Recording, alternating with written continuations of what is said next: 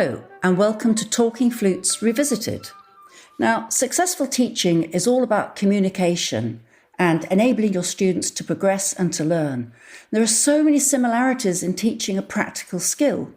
So, in this revisited podcast, I'm talking with PGA golf professional Ryan Fenwick about his journey from player to top coach.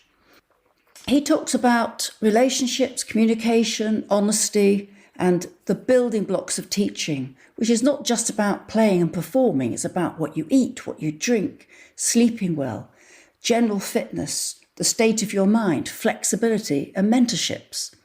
And to be a good student, you need to have a willingness to fail. And understanding that frustration is a big part of the process and developing your coping skills. So here is my chat with Ryan. I hope you all enjoy it. Hello, Claire. Thank you for having me. Oh, I'm so excited about this, Ryan. This is right up my tree. Now, I'm going to run through some of your career highlights, just so people understand. Now, you're the head PGA professional at West Hove Golf Club, and you're the owner of the Ryan Fenwick Golf Academy. And you're a former tour professional, and you competed all over the world, winning in lots of places, including South Africa. Former England coach for 12 years, former head Sussex coach, and you opened up your Ryan Fenwick. You opened up your Ryan Fenwick Golf Academy to help various levels of players, but you spend most of your time coaching at elite level. However, you still enjoy coaching all levels of players who have a desire to learn and improve. That's where I fit in. Absolutely. Many parallels in teaching. So, how would you describe your teaching style? That's a great question, Claire. I've been asked that a few times. When I think about it, it definitely comes from my experience of my playing days and being around great coaches. I was very fortunate enough to spend a lot of time with some world-class coaches, and one of them being the great David Ledbetter in Florida. David and his wife Kelly took me under their wing many moons ago, and I spent sort of 3 years in the winter months training under David and watching him coach the greatest players in the world, your Greg Normans, your Nick Faldos, your Tom Watsons. And I think from those days in my playing experience, my coaching style now is very rounded in the regards that relationships are everything, communication is everything, and honesty is everything. And I'm a big advocate of what environment we create as coaches for our players, because environment will dictate what the habits and the routines are of the player. So we're looking at everything, but really it's about relationships for me and that honesty. Wow, but very similar to music. So relationships are all important, because if you don't have that relationship with your student, it's very difficult for them to learn. They need to know that you're being straight with them and that they can trust what you're saying to them.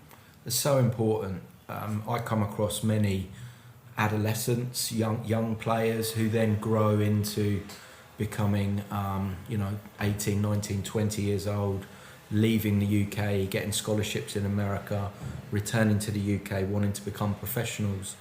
And relationships is massive. And a little story, I attended a wedding this weekend of one of the young lads I've been involved with since he's 12 years old, and his mum and dad, and his girlfriend as well.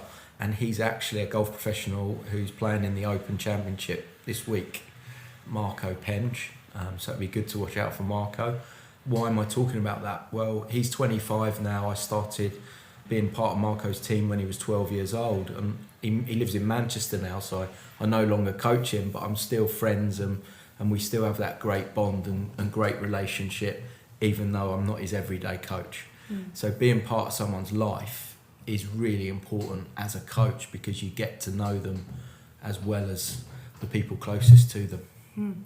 It's interesting that professional golfers have coaches. Yeah, in music it tends to be that the professional players, so the professional flute players, don't have coaches. They've moved on. I've often thought that it would be great if you could still keep a connection. Happens in singing a lot more, but not in flute.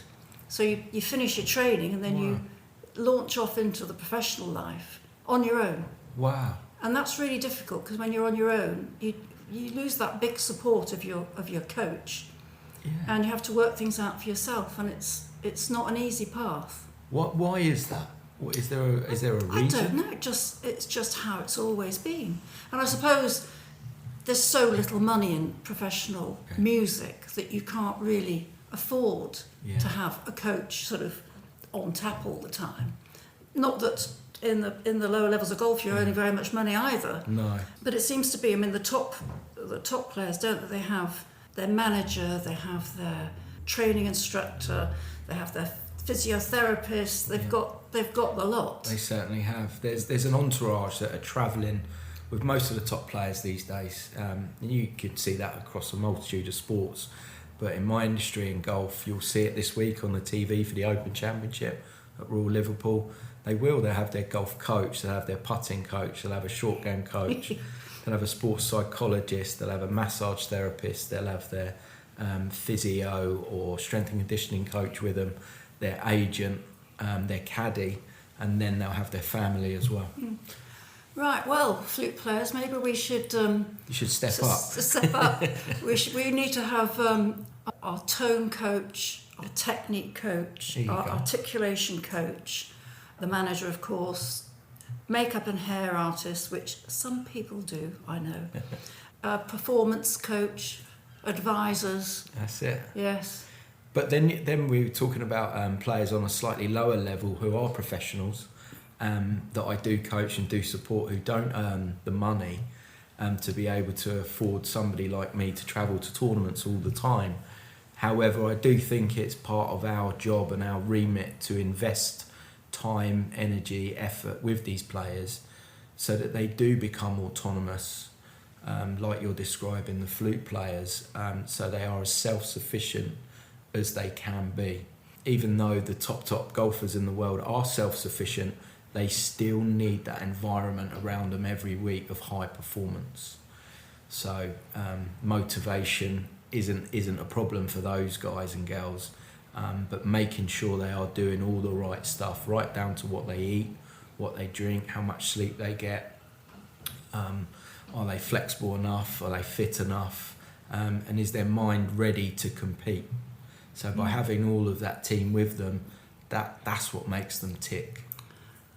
It's still so applicable to flute because you also need to eat well, sleep well, be fit, because we're basically, most of us are self-employed. So if you're ill, you don't get paid. So it's really important that we look after every aspect of our lifestyle, and yet it's not common in the music world. And it really should be. Maybe I should set myself up as a life coach. Sounds great. I'll employ you tomorrow. Oh, Claire. great. Wonderful. You're amazing. Wonderful.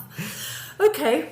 It's really interesting stuff, this. When you were playing, did you also teach? In my early days of being a professional, the answer would be no. As I grew as a professional, became older, more mature, more experienced, I then realised actually I had knowledge that I could give to other people. So you might start with friends, family, and then you play a lot of pro-am, so you meet a lot of corporate clients who love their golf, who would give anything to be able to do what we can do, who can afford coaching and things like that. But in the pro-ams you would end up giving advice, coaching, without realising that you're coaching. And it wasn't until I stopped playing golf I already had an experience of coaching via those avenues, which really helped me. Yeah. Well, I mean, I started teaching, my first student was when I was at school with the sixth form, and there was a youngster who wanted to have some lessons, and so I stepped in.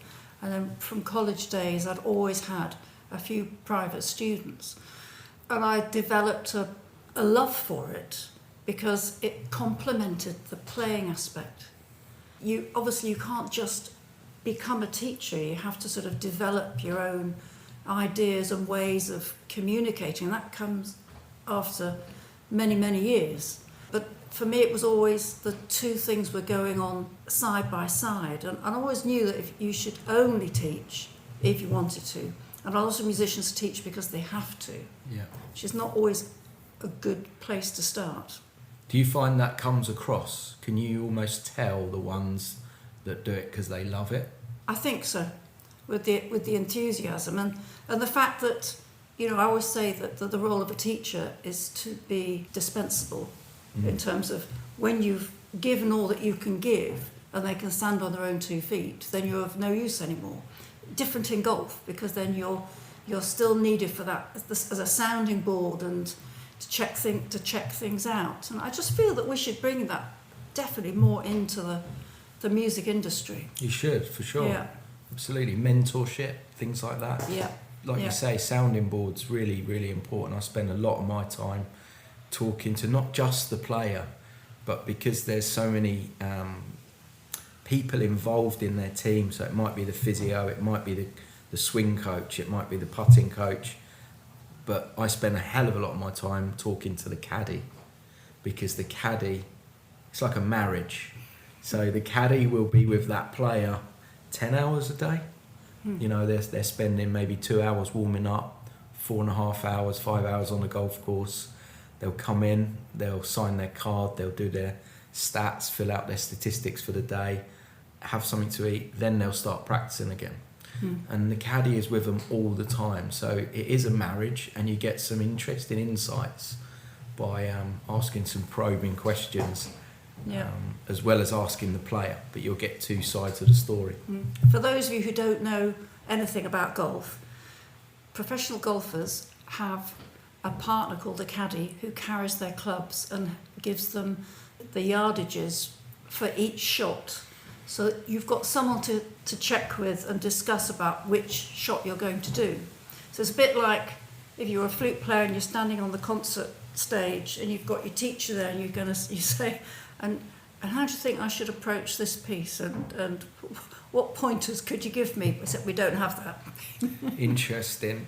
A caddy is, they're almost a golfologist. So they have to have an element of psychology, great knowledge of the game, great knowledge of the player, real deep insights in how they respond to failure, what makes them tick, what gets them aroused, are they over-aroused? What's the body language? What signs are they showing off? And the caddy will be controlling the whole routine over each shot.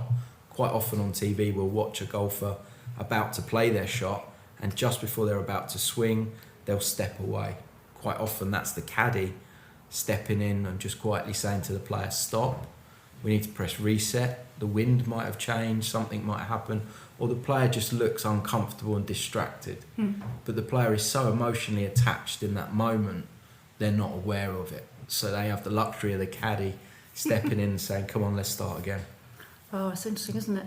So, I started off our chat today saying that I'd been on one of your courses, which was incredible.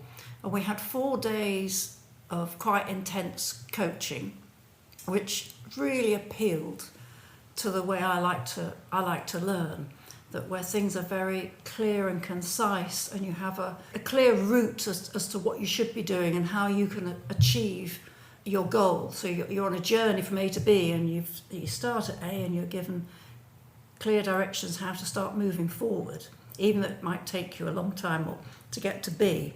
So how do you think someone can become a good student? Wow, what a question. Open, have a willingness to fail is the first thing I'll always say to everybody, where a lot of people really don't understand that, because golf has so many variables, like many sports, weather, wind, every shot's different length shot. There's so much to learn. So a willingness to learn, a willingness to fail, and an understanding that frustration is a big part of the process. Same in music. To get further in music, we have auditions or exams. So it might be an exam or an audition to get in a particular group, or to get into a college, or to get into an orchestra. And there's far more failure than there is success, because very few people make that next step up. So I think you're absolutely right. Learning how to deal with failure, how to overcome that disappointment, that frustration. I used to find that whenever I had a sort of rejection, whatever it might be, I would have a day of, kicking the cupboard and feeling really upset and cross about it. And then the next day I say, right, what's the next thing I'm going for? And I did tons of competitions, and I'd be on to the next one. The preparation was what was important, that you always gave yourself time for that preparation. Maybe we should move on to that, about competitions. Where do competitions fit in terms of music and sport? With music, how do you reflect on a performance, or if you were at a competition and you have judges at competitions, I believe. Yep.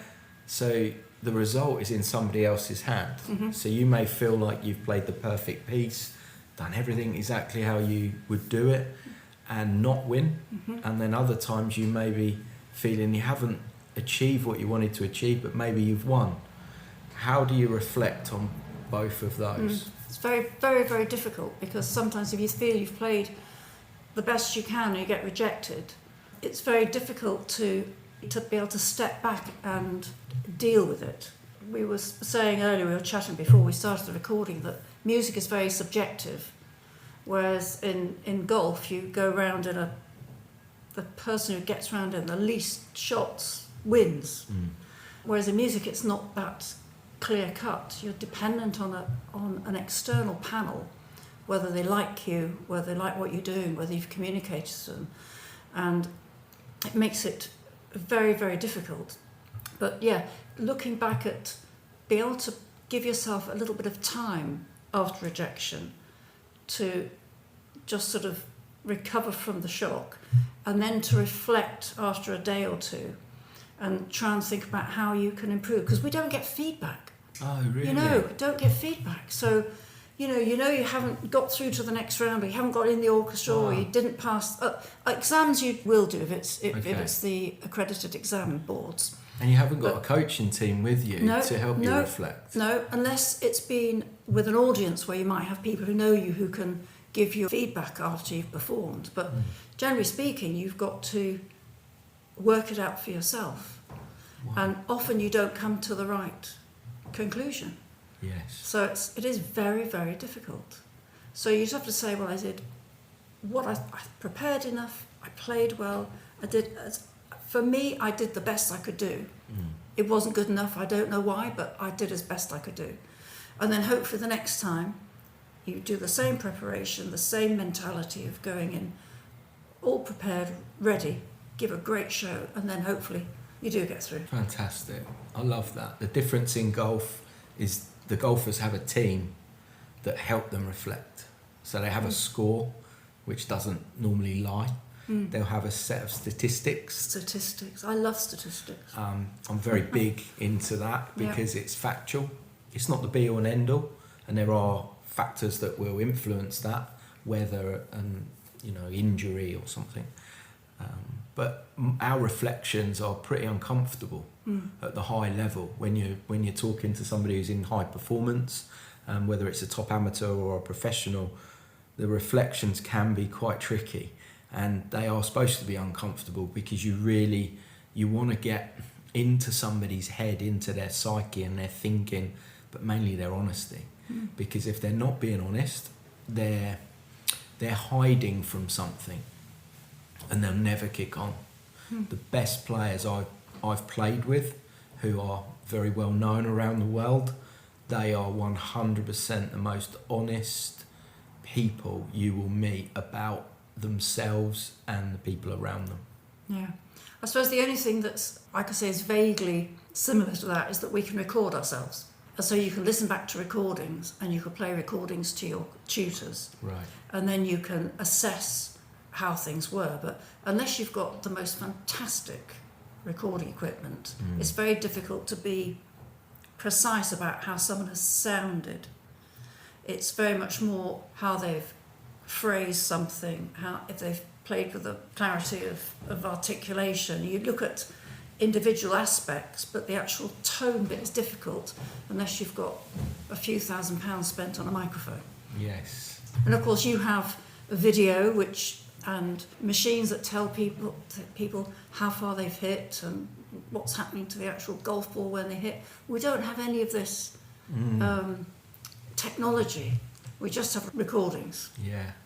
And you and your feelings, your emotions, your reflections can be challenging if you're the only person, because you're emotionally attached. Very emotionally attached. That's the same with both of our specialities. Your emotions are intertwined with everything you do. And so it's very difficult to pick someone up when they've had a disappointment. And also it's quite hard to calm someone down when they've had a great success, because they have to go on to the next stage and be calm about it all. Yeah, press reset, let's go again. Yes. Yeah. Use that as a fuel, a confidence booster, but not as a distraction, and never get complacent. That is so easy to happen. I've had that with young people and their parents, where they're winning at under 14s, under 15s, under 16s and so on, and they come to wanting to turn professional in their, say, 20 years old, but they've stopped growing because everyone else has been working really hard around them, and they start to overtake them. And a lot of these youngsters haven't had much adversity in their life. When they turn professional, it becomes so much more expensive, so much more cutthroat out there, and you need to be really hard. And a lot of them, when they're young, they're scared of failing because they're used to winning, so they don't know what it feels like. So they have no coping skills as they get older. Whereas a lot of the younger ones who have failed but were still competitive are used to adversity, know how to deal with it, and they generally kick on. So I don't know in the music world if you have a lot of young people who are very well known, very, very good at what they do, but they plateau out and stop moving forward. Happens all the time. We have in the UK, we have exams that you can do, sort of public exams run by people like the Associated Board and Trinity, and they have different levels.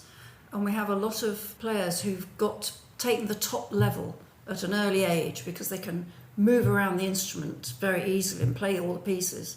So I think because they've achieved this top level of the exam, that they've sort of made it, and then they come and audition at music college, and they don't get in anywhere because they're nowhere near the level that's required, because they've been so focused on getting their exams done, they've forgotten to actually learn how to play the thing.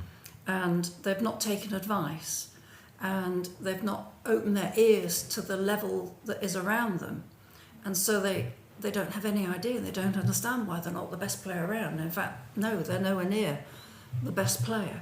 So I think it's a good lesson for us all to learn to listen and to watch what's going on around you, so that you're aware of what the level is, and go and watch and listen and learn. So in music we say go to flute courses, hear classes given at the conservatoires, and watch and listen, and so you're aware of what the level is. I think that's fantastic. Sorry to cut in there. I feel that's amazing. Skill acquisition. So learning new skills and then implementing them skills is so important. The creativity, the visualization, to want to improve is everything. It's got to be driven within you. I'll give you a short little story about my own son. So I've got 3 children. He's our middle child. I actually did it with my eldest child as well, but a very good friend of mine used to run the Australian Institute of Sport, heavily into human movement, and I just knew my children were going to be into sport. And he said to me, don't let your son walk too early, keep him crawling up the stairs. And I was fascinated by this. And he said also, when you get him in the garden and he's playing with balls, make sure he's throwing with his right hand and his left hand, and he's kicking with his right foot and his left foot. He's 12 years old now. He's in the Brighton Football Academy, and he uses both feet. But from the age of 4 in the garden, we encouraged him to use his left foot, not his right foot. So we used to do little games. He's right-footed, he's right-handed. And when he arrived at the Brighton Academy and the coach said, what foot are you? He said, I'm left-footed. And he's not. He's actually right-footed, but he can use both feet. And that was purely the environment that he grew up in our back garden from a very young age. So I experimented there to see what would happen, and I think it's great that if parents and people themselves, no matter what age they are, do something different and have the courage to do something different rather than just doing the same as what everybody else does, because that may not be applicable to your own personal learning journey or your own DNA.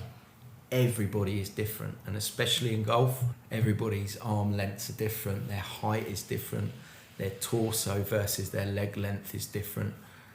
They may play golf right-handed, but they might actually be left-handed, so they're left side dominant. They may have a right eye dominance or a left eye dominance. Everybody's a unique individual, but be creative and keep developing that skill set so that when you're in the highest environment and under the most pressure, you've got so much armour in your locker. Yeah, very good words.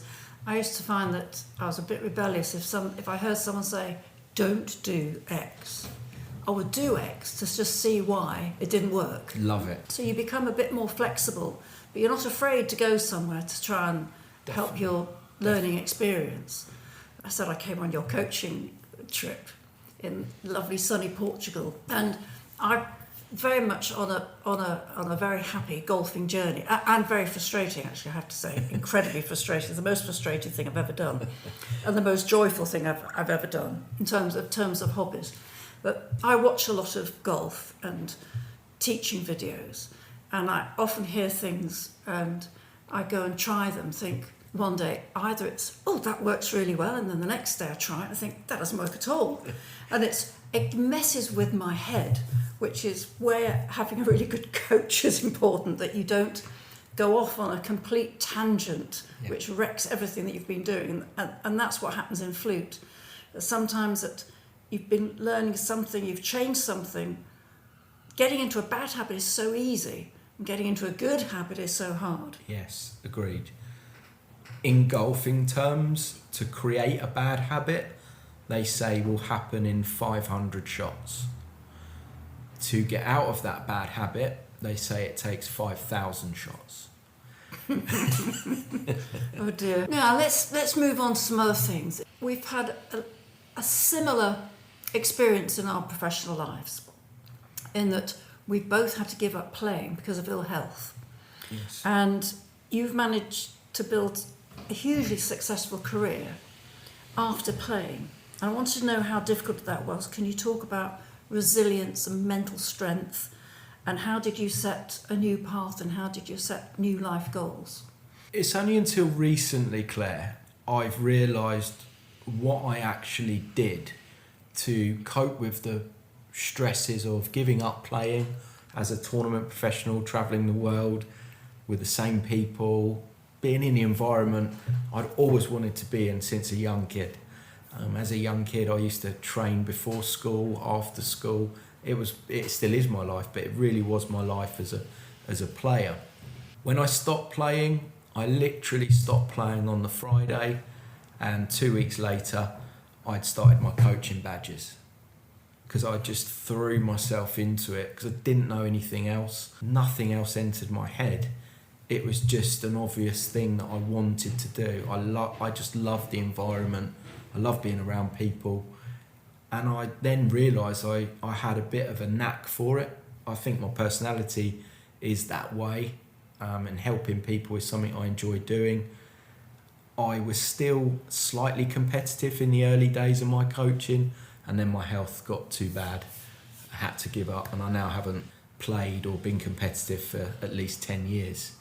So being around very good players, being around complete beginners, being around the average club golfer, all gives me happiness and joy, because I'm helping someone and seeing them get better at what they love. And that's what I used to do.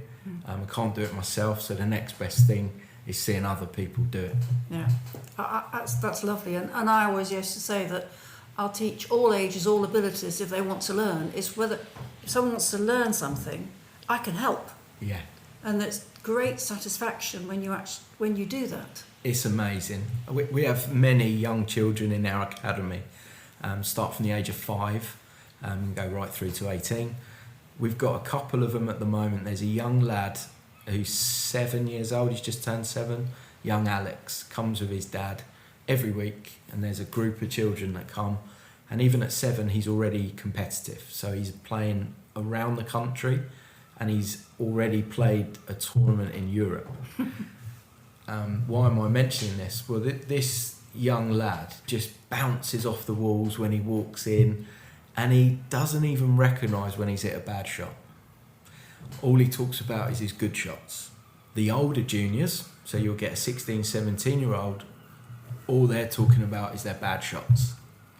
So you've got parallels there in the regard that they're both wanting to achieve something, but actually their reflection's quite different. And when you see these little ones coming in the academy and loving their golf, I get such a buzz from being around that and helping them, not just with their golf, but little things. So we do things about discipline and habits and routine. So young Alex will have to arrive and we'll ask the parents, did he make his bed this morning? Did he clean his shoes? If the answer's no, they're not allowed to attend the session. That's tough. We make that really clear before they sign up. There's just little things that we do, little life skills, to give them ownership from day one. Because our job isn't just to tell, our job is to coach.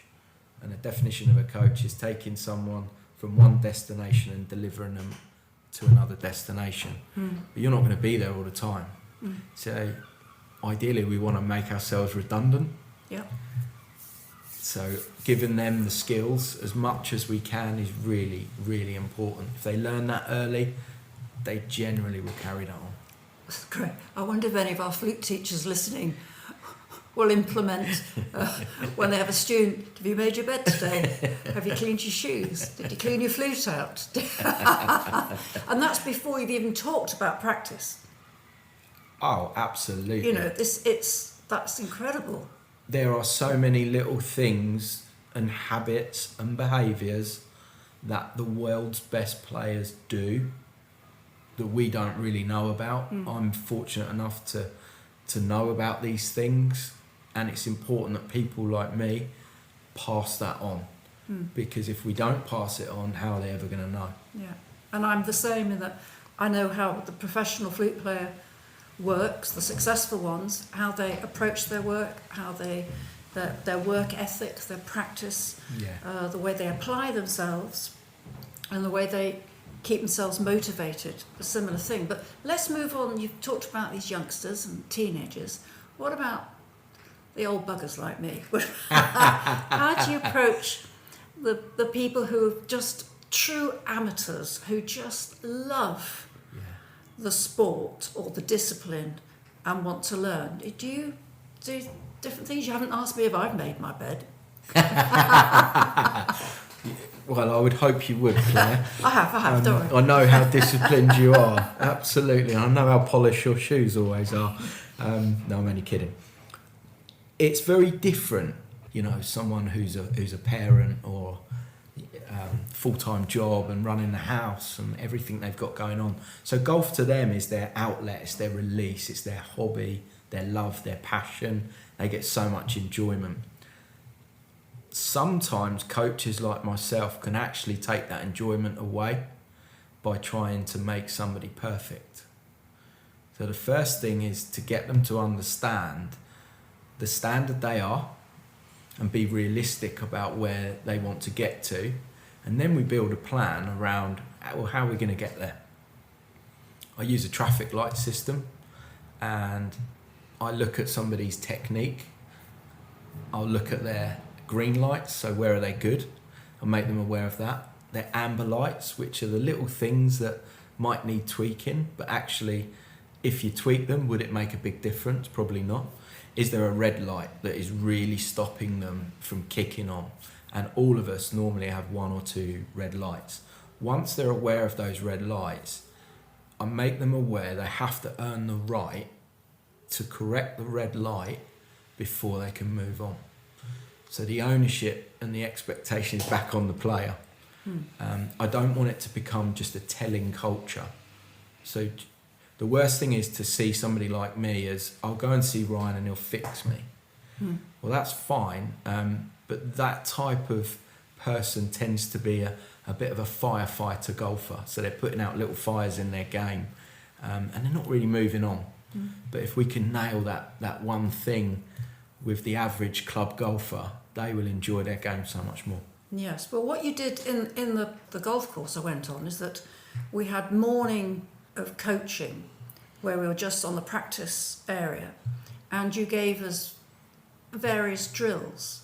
So it was warming up, making sure we're getting the right movements, posture, little tiny hitting motions, and lots of different drills, which was very similar to flute again, in that's I spent my life giving people drills and giving them ideas on how to warm up so that you don't go, I always say, we've got to be, you can't just be like the 100-metre running. A 100-metre runner doesn't go and just run 100 metres. They warm up, they do stretching exercise. They might jog 400 metres and then run 100. They don't just go and practice running 100 metres. So I love the fact that you gave us drills, which then we took away, this is Rolf and I, my husband and I, and we've practiced them almost like a religion every time we've gone to the golf course. And I tell you what, it works. Brilliant. And that was so interesting for me as a student. It was good for me to realise what it was like to be a student again, because I haven't been a student for such a long time.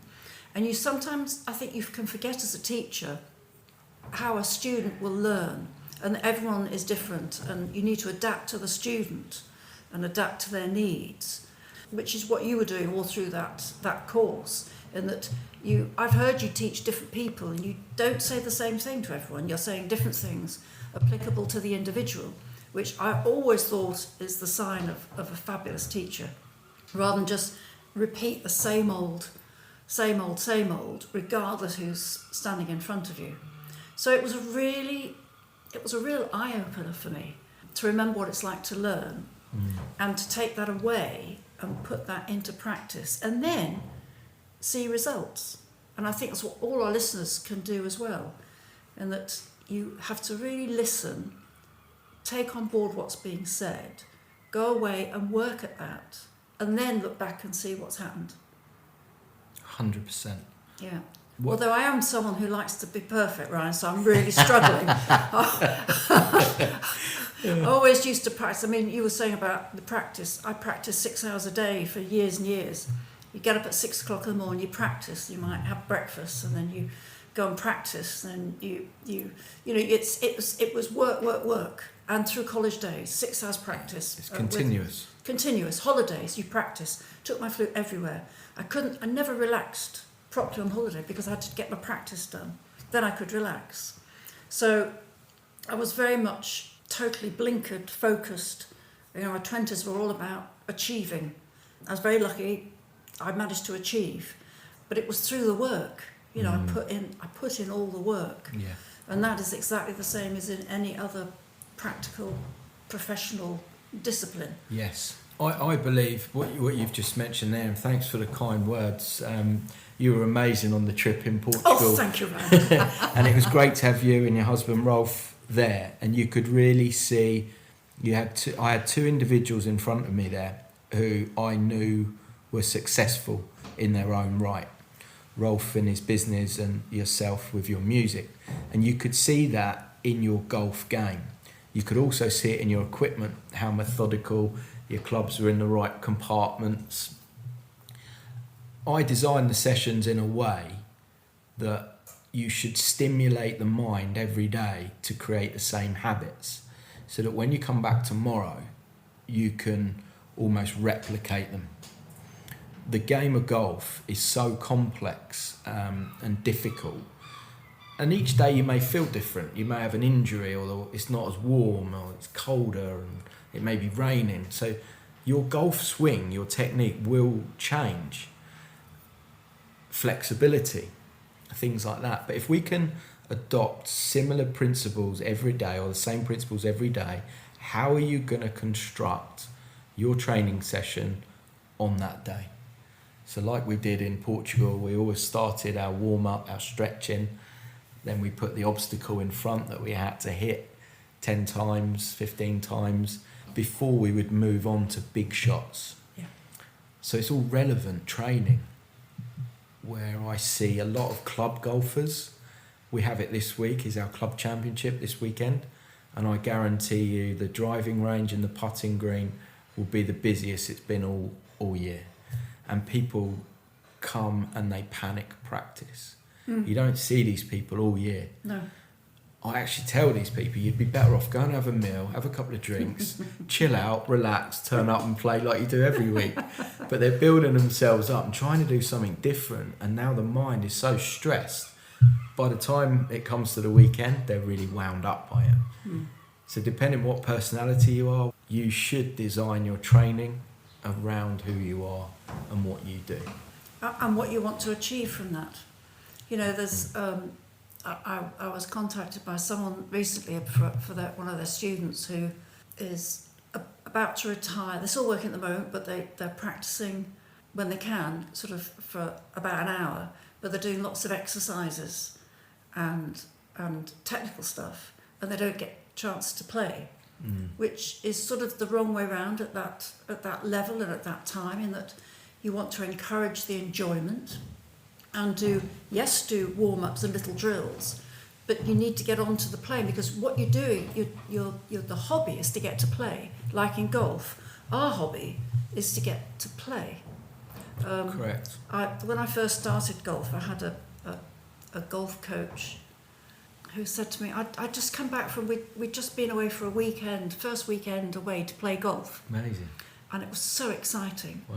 We were really excited. So I came back and had a lesson with this golf coach, and he said, how have you been? I said, it's just brilliant. I said, I just had a weekend away playing golf. I didn't tell you could go and play on a golf course. I said, what? Wow. You shouldn't be on a golf course yet. Huh. I said, but that's the whole point of this, isn't it? Oh my God. Aren't I having lessons so I can go and play golf? And it was a real downer. I mean, I was so demoralised and felt patronised. And I thought, I'm an adult learner who's just come back and said, I've loved learning because I've managed to go and play, I've had a great time, and I want more. And just told me I shouldn't be doing it. Well, that's the definition of the wrong type of coach and the wrong type of coaching. Yeah. He's taking the wind out of your sails. Absolutely. He should be motoring you along, encouraging you to get back out there. I would encourage anybody, if any listeners are here who don't play golf and do want to play golf, go on the golf course as early as you can. Get in the real environment, and then you'll understand what skills you'll need to cope with that environment. Because in our game, you practice or you train on a driving range where you get a big basket of balls. You're on a nice square mat, which the surface is always the same, and you're just hitting balls into a field. But when you go on a golf course, every shot is different. It's a different length shot. You're aiming in different directions, maybe uphill, downhill, side slopes, into the wind, downwind. One's a bunker shot, then you got a putt. Very, very different. You can't do all that on a driving range. So I would encourage anybody to get in the real environment and don't just play golf on the golf course, train. Bit like tennis, they have a second serve. In golf, you don't get that However, in your training, do it. Yeah. And it's interesting what you're saying, because the equivalent of our driving range is practicing the technical stuff in your room, and then your equivalent of getting out on the golf course is getting out and playing in a concert, playing to somebody. Might be a lesson ball, concert, whatever it might be, and you need both. You need a good mixture of both to learn how you cope, because you might practice your tone, your technique, your articulation for hours, but then you go and play a piece, and it's a bit like you're saying, the golf course is full of variables. A piece is full of variables. It might be slow, it might be fast, it might be high, it might be low, might have lots of tonguing, no tonguing, might have big long phrases where it's really difficult for breathing. You different types of music, so you have to know how to phrase it. So, if it's early music, you do it one way. If it's contemporary music, you do it another way. So all the variables. So again, we've got so many similarities. How do you plan? Say you have a performance coming up on Saturday. It's Monday. You got 5 days. If you're playing at a high level, or you're the average person playing music who just loves to play it for their family, how would you get somebody to prepare during those 5 days in regards to playing the piece or doing their drills? Okay, well, unfortunately, the 5 days before is about 3 months too late. Yeah. It depends whether you're going to do a whole recital, a whole Yeah. concert, or just an odd piece. So you have to really plan way back. You have to, if someone was asking me to do a concert in 18 months' time, my head's already buzzing with whatever it is. Of course. And I start with thinking through and working, what do I need to that? And then you build up your practice so that you are physically capable of doing that concert. There was a brass player at my college, and we got to the final exams. And so the final recital program is 40 minutes long. And this is after 4 years of study. And after 20 minutes, he stopped. And he said, I'm awfully sorry, that's all I can do. He'd never played for more than 20 minutes. So he couldn't do that. So that's a lesson learnt. Absolutely. That you need to prepare to cope with whatever the demands will be for whatever it is you're working towards. So for golf, it's not just walking around about 4 to 6 miles, depending on how wayward you are. But it's the physical thing of carrying or pulling your clubs and the swing and using controlling all the muscles. And like with music, balance, rhythm and timing is so crucial. And then practice beforehand, of course. Okay. So if you've trained well in your 5 days before, really, in a way you don't need to play the piece, because if you keep playing the piece, you get bored of it, and the creative juices will start to go. So, if you were playing your golf course and you went and played every day for 5 days the same golf course doing the same thing, if something changes on the day of the actual event, you're not going to be able to cope with it. Absolutely. So basically, I'd say keep your skills going, keep the process going of the practice, that you're practicing the skills that are needed to play the piece. I love that. But not just play the piece, otherwise I love that. it won't happen. Very similar, once again, very, very similar, because we're encouraging the players to train so that they're virtually at their peak most weeks. So if they have a problem, they must nail that in the off season, not 5 days before a tournament. Yeah. And it's exactly the same. So a player will say to me, what should I be doing this week? My tournament starts Saturday. What should I be doing? My answer is doing your daily habits. So each player will have a set of criteria, a standardised thing that becomes habitual, and just keep doing it. What you don't want to do is cram, play the golf course loads. No, actually you want to taper off, so you're fresh and you're ready, you're excited, ready to go. Yeah, I used to say, if someone asks you to play in a year or 18 months' time, if you remember the excitement when someone says, would you like to go and play? Oh, yes. amazing. And then as it gets closer, that excitement sort of can dwindle for various reasons. It could be nerves, it could be fear, it could be because you haven't prepared well enough.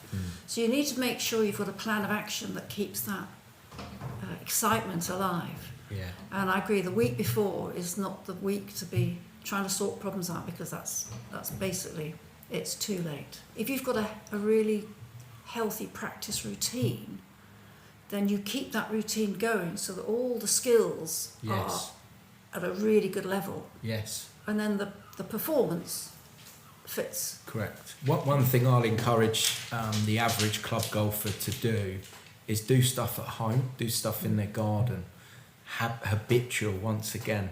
Don't, because it's the club championship this week, don't come and cram it all in and drive yourself mad mentally. but stay flexible, stay fluid, create your tempo and rhythm. Really good words. Well, Brian, all I can say is that as one of your students, I practice. I know you do, I practice a lot. You are extremely diligent. Yes. Gold star. I don't always get the results that I want, so I'm having to manage that, which is exactly the same as flute. I won't blame the coach, but it's been a really interesting dynamic to have my role swapped around. Fascinating. Yeah. So listen, it's been fantastic to have you here chatting to us. I think it's got really useful advice. As our listeners will see, it's applicable. Doesn't matter what your discipline is, we're learning a practical skill, and we learn in a similar way in terms of how we need to approach it.